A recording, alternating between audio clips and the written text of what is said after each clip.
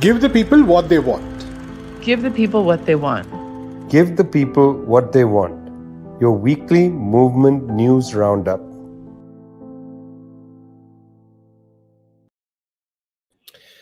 You're with Give the People What They Want, brought to you from People's Dispatch. That's Prasanth and Zoe. I'm Vijay from Globetrotter. Yesterday was the 14th of July, which is Bastille Day, when the French Revolution began. Large numbers of people went and stormed the Bastille, the prison near Paris, and opened this period of liberty, equality, fraternity. In the year 2022, we don't quite have the storming of a prison, but we had the storming of a presidential palace and extraordinary surreal scenes of people having stormed the presidential palace in Sri Lanka, watching themselves on television, storming presidential palace from within the presidential palace. If what I'm saying is confusing, well, events in Sri Lanka have been confusing. Prashant, what is happening in Sri Lanka?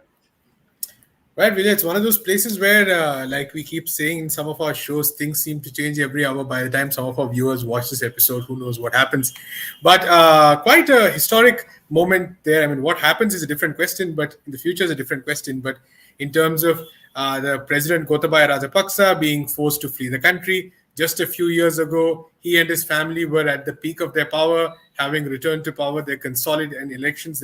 They held the presidency, the prime ministership, 6 portfolios, I believe, in the family. They were consolidating power at a massive scale. And then come 2022, and one by one, the pillars of their support fell.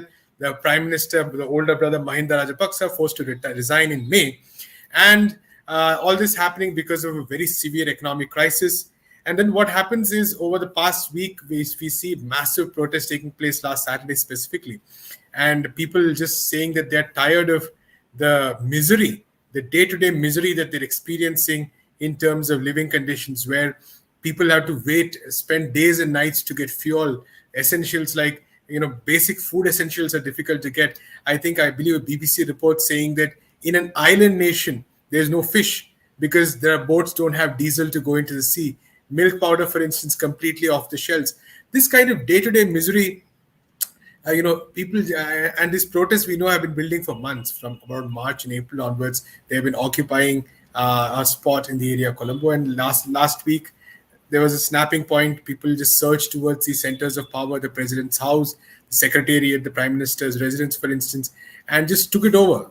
And it was just that. I mean, this large surge of crowds. And when people come in such numbers, even security forces, nobody stands a chance, really, after a point. And we see that there's a complete collapse or seeming collapse of the power structures. The president flees. The Prime Minister, Ranil Wickremesinghe, who's an ally of the president, says that I'm ready to resign. And there's the power structures are stunned for a day.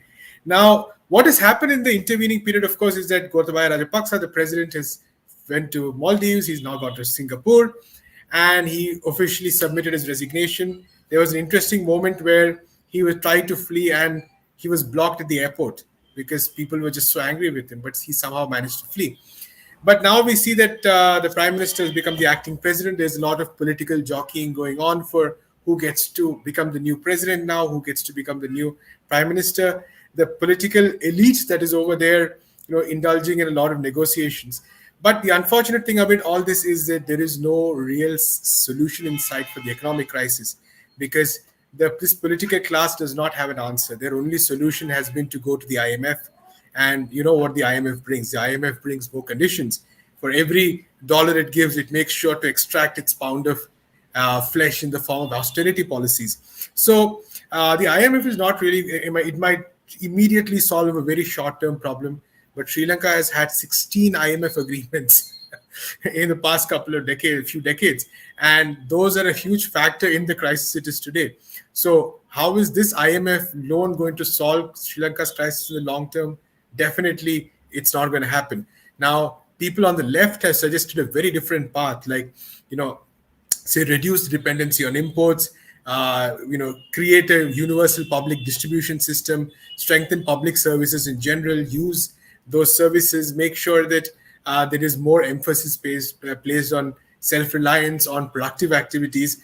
this is a very different path of development. And we can be very sure the IMF does not want this. We can be very sure that these kind of agencies don't want this. But will a new government have the guts to actually take this path? It doesn't seem very likely at this point, because all the political forces are wedded to this kind of notion of the only option being the IMF. We've seen this in Sri Lanka, we've seen this in Pakistan, in countries in Africa, Latin America, so many other countries. So in some senses, Sri Lanka is a very emblematic crisis for the rest of the world, because I think it's a nutshell. It's in a nutshell what the kind of crisis many other countries are facing in terms of hunger, in terms of inflation, in terms of political paralysis. All these are in a more concentrated form in Sri Lanka. So very important to watch what happens in the coming weeks and months there, especially how they're trying to go address the economic question. In other words, it's not that the presidential palace was the Bastille, but what you're saying is that Sri Lanka itself might be the Bastille for developments around the world. It's interesting because these kind of uprisings produce a great deal of repression in many societies. And then after the repression has been pushed back, there's always the question of justice. We see now in Bolivia and Argentina questions of justice on the table, again being pushed aside, being made secondary. Zoe, in Argentina, Bolivia, what is this question of justice that has come back on the table? Well, this is something we've discussed before in the show, and when such great atrocities take place, such as the civic military dictatorship in Argentina, where over 30,000 people were detained and disappeared, and more recently, the coup d'etat that we saw in Bolivia, almost 40 people were killed by military officers. Democratic rule and order was disrupted for a year and only restored because of determined people's struggle. The question of how to deal with those who committed these crimes, how to process the complaints and the testimonies of these victims that suffered during this period. How do you deal with these? And in the case of Argentina, it's interesting because, of course, now it's been several decades, over 4 decades since this dictatorship was in power. So many crimes that were committed. And since that period, there's been a real back and forth, depending on who is in power. As you said, the question of justice gets pushed aside. It even gets suppressed. For example, there were several laws passed by governments in Argentina to essentially give impunity to military officers, to police officers who were serving during the time of the dictatorship. There's an active will to suppress that these stories come out. And in many cases, victims want to know what's happening. And so it's very interesting to look at these two examples, especially because there have been updates in the past couple of weeks, in the past week. So in the case of Argentina, for example, as I said, a very, very long struggle for justice, for truth. 19 former military officers were convicted for crimes committed during the dictatorship. And this was met with a lot of celebration, because with these trials, not only is it setting an example and saying that we still remember these crimes that were committed, but also much of the information about what happened to people's family members, what happened to, for example, in Argentina, the cases of the children who were disappeared. And so this is a huge and important advance and victory that took place. This case was specifically about the Campo Mayo detention center, where thousands and thousands of militants were detained, disappeared, thrown into the ocean. Extremely key that this remain on people's consciousness, especially as these sort of repressive patterns return. Then looking over in Bolivia, which is a more recent case where the coup d'etat took place in 2019, was only in power for a year. Democracy was restored. The government of Movement Towards Socialism has really put justice first and foremost. As soon as they got into power through elections, through popular struggle, they said that they would make sure that the crimes committed during this dictatorship, whether it be repression, whether it be corruption and the embezzlement of funds of the Bolivian people, they were going to hold these people to account. However, this week, one of the trials and the testimonies of one of the key coup plotters who was really behind so much of the violence. Luis Fernando Camacho, who's from the Santa Cruz department, extreme right-wing ideologist, but also leader in Bolivia, who's actually governor of Santa Cruz department. His trial had to be suspended because of death threats to the prosecutors. And so as they advance and as they're trying to make these advances towards justice for the people, truth, Janine Áñez is in prison. She's, given testimony. There's a long struggle over her involvement. However, when you have these forces that still maintain power in a certain sense, like Luis Fernando Camacho, this is not a question of just what will happen in the courts, but really it's a constant struggle. And so hopefully there will be a chance for him to testify, to explain how he plotted this criminal act, who was he working with, and all of that. So I would say that's where we're at with these different cases. It's a very serious issue, begs the question about democracy and political violence and so on.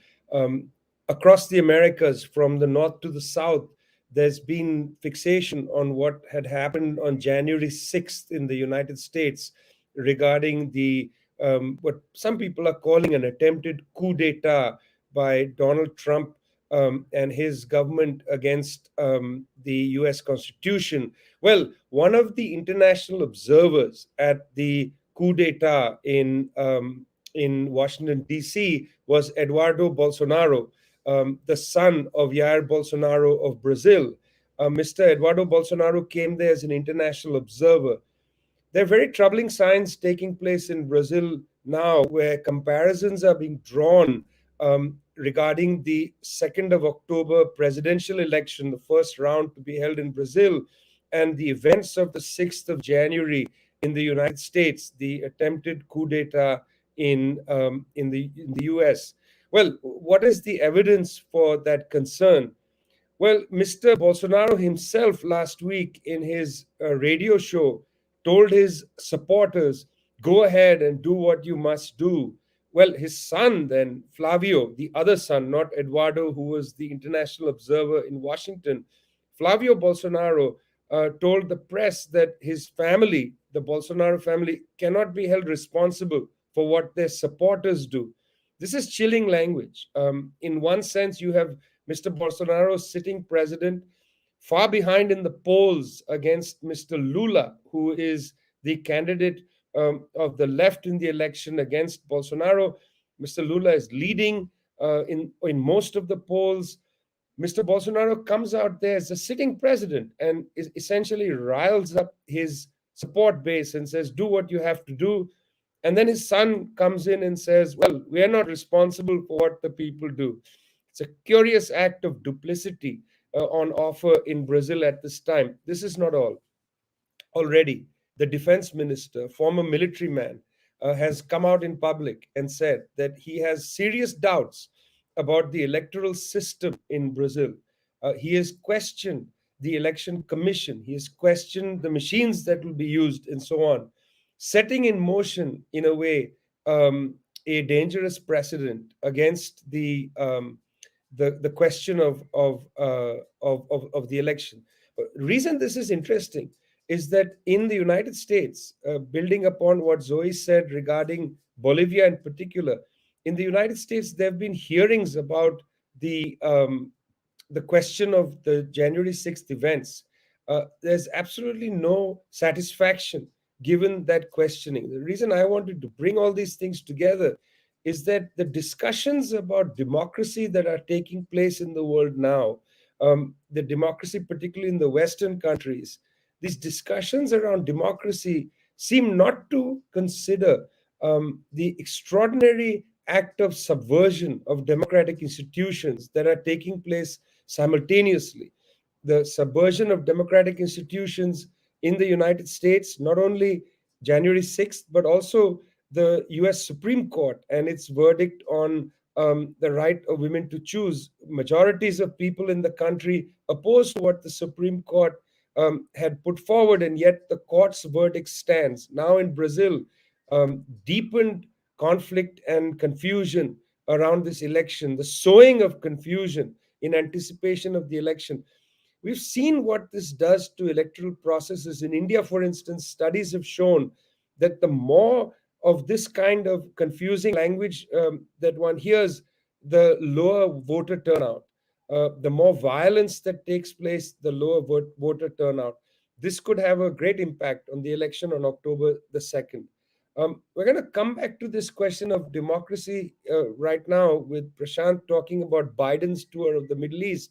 But I just want to remind you, you're listening to Give the People What They Want, brought to you from People's Dispatch and Globetrotter. Mr. Biden, as you know, had held a summit of the Americas around democracy. Now he seems to be enjoying himself talking about shared values with the Israelis and with the Saudis and others. Emblematic democracies, I suppose, Prashant. Right, absolutely. I mean, I think it is quite rare to see a op-ed by a U.S. president justifying his trip to another country. So that, I think, really shows that even thick-skinned people such as the U.S. political establishment are, feeling a bit of the heat to actually have to justify why I am visiting X country. But yeah, I mean, I think that is pretty much, it shows the absurdity of the whole trip, in the sense that the number of ways they're trying to spin this trip is quite exemplary, in the sense that first there was this whole thing about we're doing it for energy security. Then they tried to say, oh, we're doing this for the security and protection of Israel. And, whereas all this really is, I think, and everyone has called it out, this is just an attempt to sort of give more strength or put more meat on the bones of the Abraham Accords, which was a Trump era initiative. So much for, the Democrats being any different from the Republicans on this matter. Biden going to the West Asia and then trying to push more countries to get into the Abraham Accords. And we know that Biden's position really isn't any different on, for all his pronunciations, it's not any different on this issue. We know that, for instance, the US embassy is continuing to be built in Jerusalem, where apparently on stolen land. There has been a lot of reports on that. We know, for instance, that when it comes to issue of settlements, they have not reversed any of the policies that the Trump administration did, including recognition of these illegal settlements. Biden has gone to the region and announced economic measures for the Palestinians. But even that is in continuation of the Trump era policy, where they sought to say that, you know what, we'll give you money, just don't talk about your freedom or your or aspects of self-determination or whatever. So that seems to be the larger policy on this line, that it's cool if you ask as much money as you want, we'll give you economic incentives, etc. We'll give you a bit more humanitarian aid, but just don't talk about say your sovereignty or your independence or anything of that sort. So that seems to be the entire line as far as Palestine goes. In Saudi Arabia, the idea is now that Saudi Arabia and Israel already have always had very strong clandestine links. Now they're coming a bit more into the open. We know that the Saudi airspace has now been open to Israeli flights. That's the latest announcement. In between all this, of course, he also found time to sort of do this meeting of the I2U2. That's India, Israel, the United Arab Emirates, and the United States. What is called the Quad of West Asia. Why we need the Quad? Again, nobody knows what benefit this is, except just to sort of, it sounds nice and there's some economic thing, but actually what does it bring to any of these countries? Of course, for Israel and UAE benefit, but what does India benefit out of this? No real clarity. So this is, on the one hand, this is a fairly bumbling agenda, so to speak. But on the other hand, the harm it continues to do is irreparable. And I think this is one thing that especially has characterized Biden's administration, that there are these statements of good intent and these spectacular failures of policy. And what accompanies both of this is actually real harm on the ground. For instance, we just saw a report which talked about, for instance, a number of children killed in Palestine last year by Israeli soldiers. And I believe in terms of the number of deaths, that's the highest in the world. And this was largely due to the bombing of Gaza that took place in 2021 after Biden came to power. And there was no stopping Israel as it continued brutalizing Gaza for so many days. So no criticism on this, no questioning of this, and just going to the region, talking about economic assistance. Of course, Biden also claiming that he's a great Zionist. So that's kind of the cherry on the cake. So altogether, I think nothing surprising at all. And I think, as one last point many people have pointed out, just months after, or 2 months after Shirin Abu Akleh, a Palestinian journalist, but also a US citizen, was killed by Israeli soldiers. Again, no questions of justice or accountability. Or rather, the idea is that this is unfortunate, there must be justice, but we will not talk about who killed her. That's the notion of US justice across the world. It's always, I think, like we talk, Sinok, thoughts and prayers for the victims, but no question of justice at all. No question of justice at all. I too, you too. Another acronym to remember. India, Israel, UAE, and USA. Wow. Thanks, Prasanth, for that. Add that to the People's Dispatch acronym list. Well, strange story, once again, about the denigration of democracy. Very strange story, dirty tricks type story in Spain about Pablo Iglesias, who is the leader of Podemos.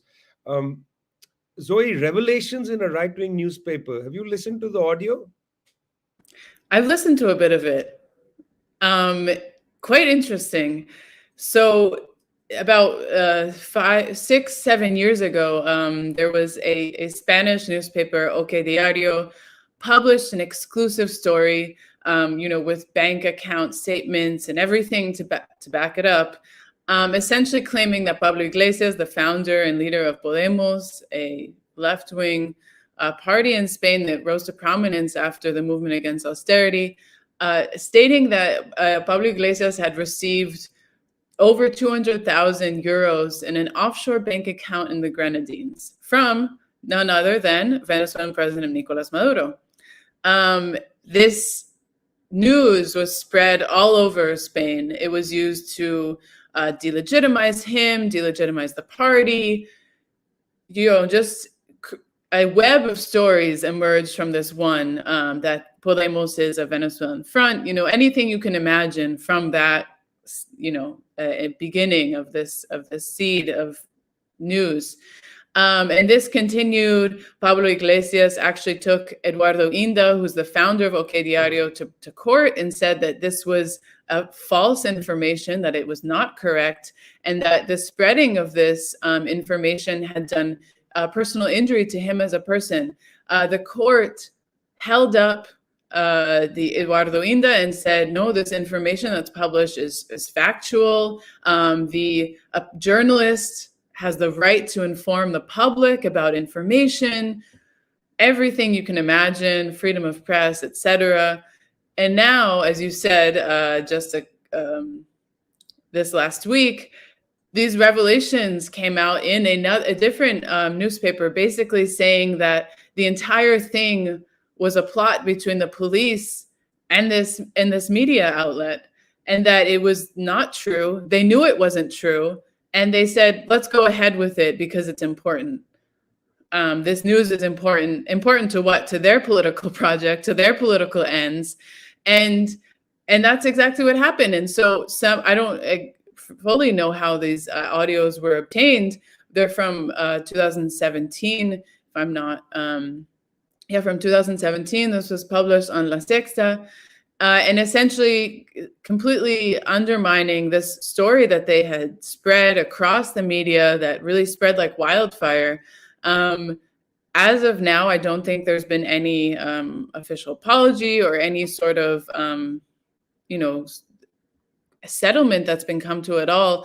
A lot of different Latin American leaders have precisely come to Pablo Iglesias' defense and said that this is reprehensible, comparing it a lot to what happens in their own countries as well. There's really a web of conspiracy between corporate-owned media, media that's allied with the ruling class, with the courts, to defame populist leaders, to defame leftist leaders, and essentially denigrate their political project. It's a undermining of democracy by other means. This is a new form that we're seeing in many countries in Latin America. We've seen it in Spain with Podemos, and it's a quite shocking story. The fact that the police could really, this police officer was later accused of corruption, and he was brought to court for other charges. But I think it really shows the extent to which these groups of power will go to achieve their means. And I think, Vijay, you say this a lot, but people call us conspiracy theorists. But this is what's happening. These are things we can't make up. This is really what people are doing, and until it's really come to light, until these phone conversations get published, get shared with the public, it just seems like something that's crazy. It is crazy. And I think there's no doubt that it's exactly crazy. Not so crazy is the terrible suffering injected on the European public as a result of the sanctions against Russia. In Germany now, there's even talk of going back to wood-fired power plants. You have the situation where Germany, under pressure because of sanctions to stop importing Russian natural gas through the Nord Stream 2 pipeline, there is already talk, despite the fact that it's a green coalition government, of maintaining nuclear power.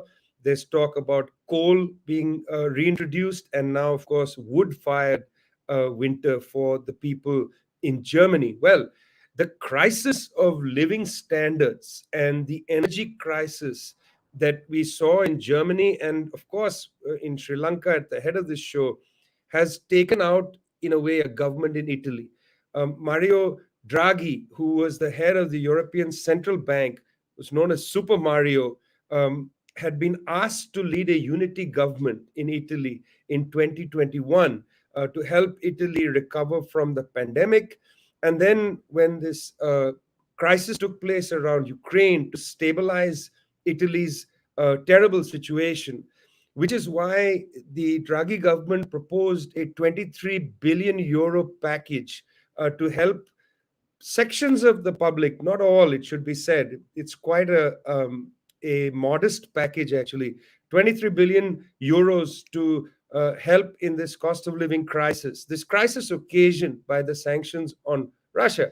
Well, the five-star movement led by Mr. Conte, Giuseppe Conte, was not interested in this 23 billion package, said this is insufficient. The Draghi government is not really looking directly into the scale of the crisis. And so Five Star said that they're walking out of the government. This left Super Mario without his supermajority in parliament, and for which he went to the president, tendered his resignation. Now, it's interesting because the right wing in Italy is keen on an election, but so are the Five-Star Movement people. They're all, in a sense, jockeying to say they are concerned about the cost of living crisis. In fact, this is not really merely a domestic political issue in Italy. It would be quite wrong to see it like that. This is a much broader Europe-wide conflict around the fact that in a stroke of a pen, Europe can actually solve some of its problems, which is to say, to put pressure on the United States in particular to no longer block negotiations between Ukraine and Russia. Already the Russians have said that their ability to export grain from the port in Mariupol and so on, it's very close to being possible, which could mean that there'd be grain supplies going out through the Black Sea to the rest of the world. This can be solved, actually. It's not a big economic crisis such as the kind of terminal crises occasioned during the collapse of the US housing market in 2007, 2008. That was difficult. There needed to be an infusion of capital coming from places, unlikely places like China and India, to rescue Western financial institutions. That's what took place in 2008. That doesn't seem to be necessary here. Here, merely if the Europeans are able to settle the conflict in Ukraine, and if they can restart purchasing cheaper and, well, on balance, cleaner energy from Russia, some of these cost of living crises will not disappear or evaporate, but might lessen, which means the political crisis, which is now ongoing in Italy, need not be what defines the country. But here we are. It looks like Mr. Biden, on tour in the Middle East, prefers to see the government fall in Italy, chaos once again in Rome. That chaos, again, not entirely unpredictable, but here it is. You're listening to Give the People What They Want, brought to you from People's Dispatch. That's Zoe and Prashant. Boy, what a tour we've had of the world today. I'm Vijay from Globetrotter. See you next week.